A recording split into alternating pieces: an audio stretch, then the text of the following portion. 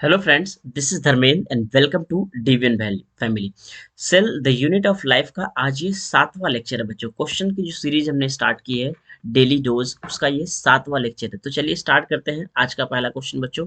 आज का पहला क्वेश्चन है बच्चों, सोडियम पोटेशियम पंप इन्वॉल्व्स इन ट्रांसपोर्ट। ध्यान रखना बच्चों, जब भी किसी में पंप वर्ड यूज हो, जब भी किसी में जब भी कहीं पे भी बच्चों, जस्ट अ सेकेंड, जब भी कहीं भी बच्चों पंप वर्ड यूज हो, पंप वर्ड अगर यूज हो रहा है इसका मतलब ये है बच्चों, ये एक्टिव ट्रांसपोर्ट हो रहा है। कैसा ट्रांसपोर्ट हो रहा है? एक्टिव ट्रांसपोर्ट होगा। जब भी कभी पंप वर्ड यूज हो रहा है इसका मतलब ये हो रहा है बच्चों, एक्टिव ट्रांसपोर्ट हो रहा है। अब आप ध्यान से समझिए, active transport sodium potassium pump जो होता है एक्टिव ट्रांसपोर्ट में यूज होता है। तो पहली चीज तो ये ऑप्शन बी कैंसिल हो जाएगा क्योंकि पैसिव ट्रांसपोर्ट नहीं है।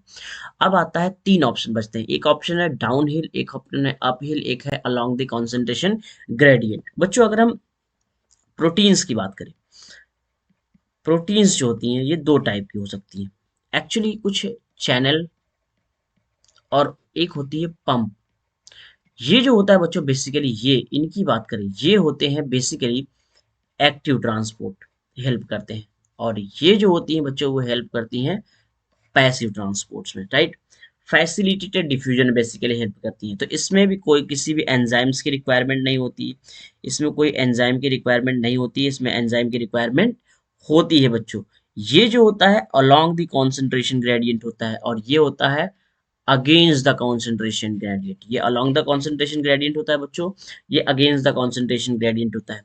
ये जो होता है बच्चों हायर कॉन्सेंट्रेशन से लोअर कॉन्सेंट्रेशन की ओर होता है, और ये जो होता है that is lower concentration to higher concentration. और जो हायर कॉन्सेंट्रेशन से लोअर कॉन्सेंट्रेशन की तरफ होता है बच्चों, इसे ही हम डाउन हिल कहते हैं। इसको हम क्या कहते हैं? Down hill process. और इसको कहते हैं अप हिल प्रोसेस, राइट। तो जो पैसिव ट्रांसपोर्ट होता है बेसिकली उसको हम अप हिल ट्रांसपोर्ट कहते हैं। तो हमका करेक्ट आंसर इसका होगा सी। और एक चीज में और लिखा है बच्चों लास्ट वाले में, अलोंग द कॉन्सेंट्रेशन ग्रेडियंट। बच्चों अलोंग द कॉन्सेंट्रेशन ग्रेडियंट नहीं होता है, इसमें होता है against the concentration gradient. Against the concentration gradient, जहां पर भी पंप इन्वॉल्व होता है, जहां पर भी एक्टिव ट्रांसपोर्ट होता है, वहां पे कभी भी ट्रांसपोर्ट जो होता है that is against the concentration gradient. दूसरे क्वेश्चन की बात करते हैं बच्चों, major component of cell wall of fungi is. अगर हम फंगस की बात करें तो फंगस की जो सेल वॉल होती है, फंगस की जो सेल वॉल होती है उसका मेजर कंपोनेंट क्या होता है?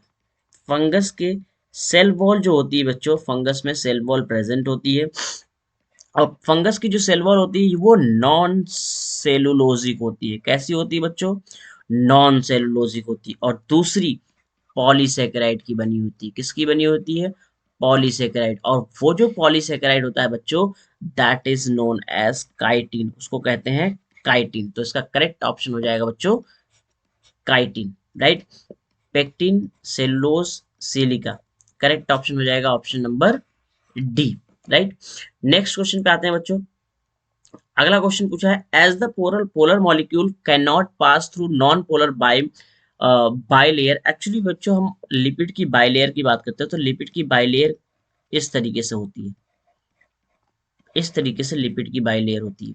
तो ये क्वेश्चन ये कह रहा है कि बच्चों ये जो लिपिड की बाइलेयर होती है, लिपिड की नॉन पोलर मॉलिक्यूल्स जो होते हैं, non polar lipid bilayer, they require dash of membrane to facilitate their transport across membrane. यानी जो बेसिकली जो पोलर मॉलिक्यूल्स होते हैं बच्चों पास नहीं कर पाते, तो उनके लिए एक स्पेशल प्रोटीन्स की रिक्वायरमेंट होती है बच्चों। किसकी? प्रोटीन के कैरियर्स की, ये होती हैं वो प्रोटीन्स। और ये प्रोटीन्स क्या करती है बच्चों, इस तरफ से मॉलिक्यूल को इस तरफ ट्रांसपोर्ट करने में हेल्प करते हैं, और इनको हम कहते हैं career proteins. These are the carrier proteins which helps to transport molecules from one side to another side. So correct answer is option number B, right. Lipid carrier भी नहीं होते, नॉन पोलर चैनल्स भी नहीं होते, और last option तो होगा ही नहीं, all of the above. Next question की बात करते हैं बच्चों, चौथा question, the ability of protein to move within the membrane is major its as its. बच्चों ability of protein to move, आपको याद होगा जब हम पढ़े थे सेल, या आप पढ़े होंगे तो उसमें फ्लिप फ्लॉप मूवमेंट होता है। फ्लिप फ्लॉप मोमेंट होता है। बच्चों ये जो उसका मोमेंट होता है मेम्ब्रेन्स का, प्रोटीन्स का जो मूवमेंट होता है वो तभी पॉसिबल है जब जब उसका नेचर कैसा हो, फ्लूइडिटिक नेचर हो। अगर आपको याद होगा, सिंगर और निकोलसन दो साइंटिस्ट थे बच्चों, उन्होंने फ्लूइड मोज़ेक मॉडल दिया था। क्या दिया था? Fluid mosaic model. Fluid mosaic model में उन्होंने बताया था बच्चों कि जो प्लाज्मा मेम्ब्रेन होती है दैट इज कॉसी फ्लूइड। कैसी होती है? कॉसी फ्लूइड इन नेचर, यानी कि कैसी होनी चाहिए? फ्लूइड। मेम्ब्रेन कैसी होनी चाहिए? फ्लूइडिटी को बताता है, फ्लूइड फ्लूइड नेचर का होना चाहिए, राइट। आज का लास्ट क्वेश्चन बच्चों, plant cell have rigid cell wall promote all function except. जो प्लांट सेल होती है बच्चों वो रिजिड सेल वॉल होती है प्लांट सेल के पास, वो सब इनमें से सभी फंक्शन को परफॉर्म करती है एक को छोड़ के, एक्सेप्ट पहला प्रोटेक्शन। यस बच्चों, सेल वॉल का फंक्शन ही यही होता है, प्रोटेक्शन प्रोवाइड करता। Cell to cell interaction, yes बच्चों, सेल टू सेल इंटरेक्शन भी करती है। Provides a barrier to undesirable macromolecules, yes बच्चों, अनडिजायरेबल मैक्रोमोलिक्यूल्स के लिए सेल वॉल किसकी काम करती है? बैरियर का भी काम करती है। बट एंडो या फिर एक्सोसाइटोसिस सेल वॉल के थ्रू पॉसिबल नहीं है, क्योंकि सेल वॉल जो होती है वो रिजिड मेम्ब्रेन होती है, रिजिड होती है। और एक्सोसाइटोसिस के लिए रिजिड नहीं होना चाहिए, फ्लूइड होना चाहिए, फ्लूइड होना चाहिए, फ्लेक्सिबल होना चाहिए, राइट। तो इसका करेक्ट ऑप्शन हो जाएगा बच्चों option number D, right. I hope आपको ये पांचों क्वेश्चन समझ में आए होंगे। फिर भी अगर आपको ना समझ में आए, कहीं भी डाउट है, तो आप कमेंट सेक्शन में कमेंट कर सकते हैं। If you have any suggestion students, you can give suggestion in comment section, right. So बच्चों मिलते हैं नेक्स्ट वीडियो में, तब तक के लिए जय हिंद।